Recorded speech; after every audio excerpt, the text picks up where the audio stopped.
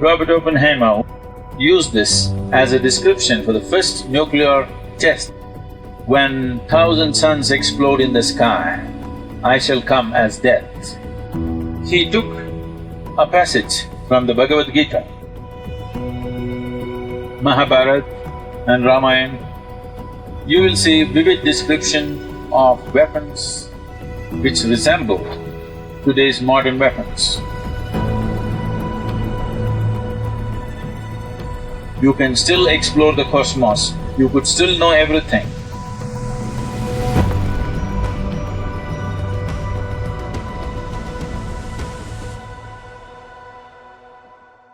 If you look at the sciences as we know it today,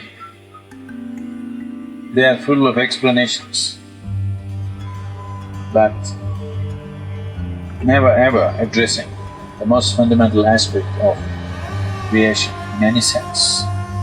Explanation for what is already there, and those explanations keep changing every 5 years.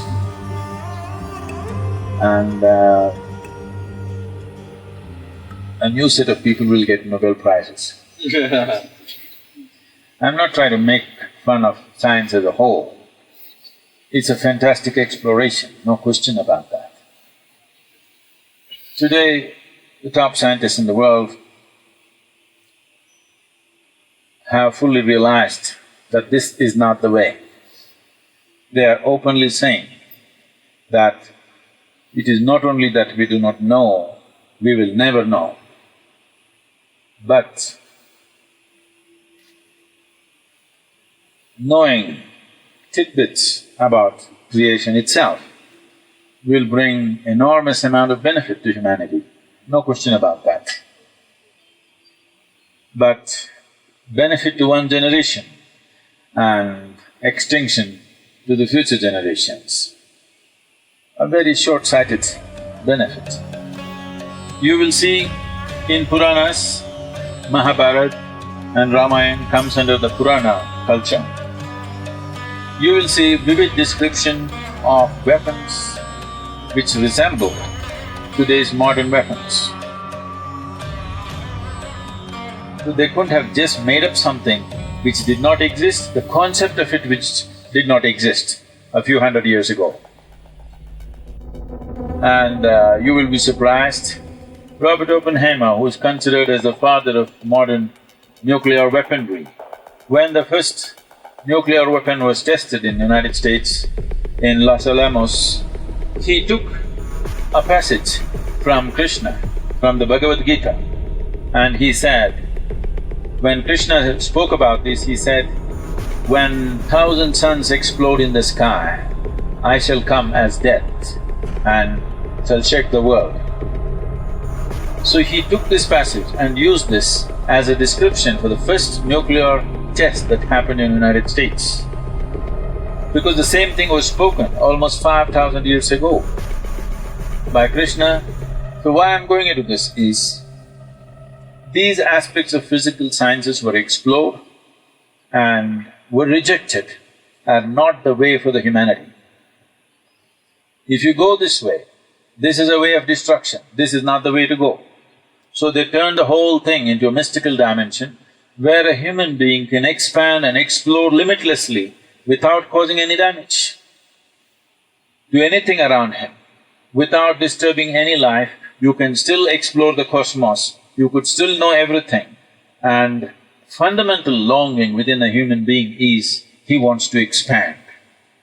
How he does it is the only question, either by conquest or by inclusion. Which way does he do it is the only question. But a human being cannot be kept here without expansion. So, when we talk about mystical dimensions, we are talking about looking at life, exploring life in a completely different direction and dimension. This needs a certain amount of reversal of everything you have done as life.